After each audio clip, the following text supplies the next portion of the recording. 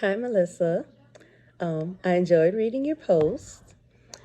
In listening to Dr. Berry discuss the principles implemented in Canada surrounding multiculturalism, I found it interesting that when he stated that in European countries such as the United Kingdom and Germany, that multiculturalism failed, but in actuality, it was never tried, and the focus was just simply on diversity.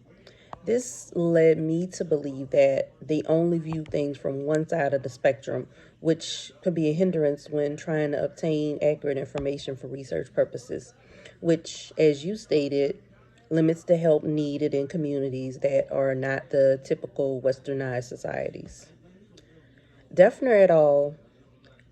Discussed how westernized communities are criticized for relying on samples from these westernized, democratic, and industrialized countries, and how these results fail to capture the breadth of the human experience. This, I believe, definitely does not foster diversity, and it doesn't actually represent diversity in our society.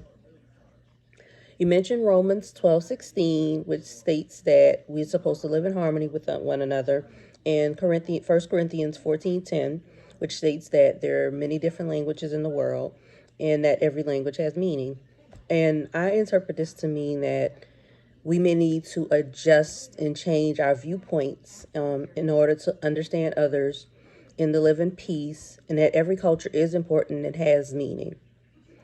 Understanding cultures different from ours is definitely important in being able to appropriately and accurately apply methods that take into account um, different cultures and their diverse backgrounds. That's all I have. I enjoyed reading your post and thanks for listening to my response.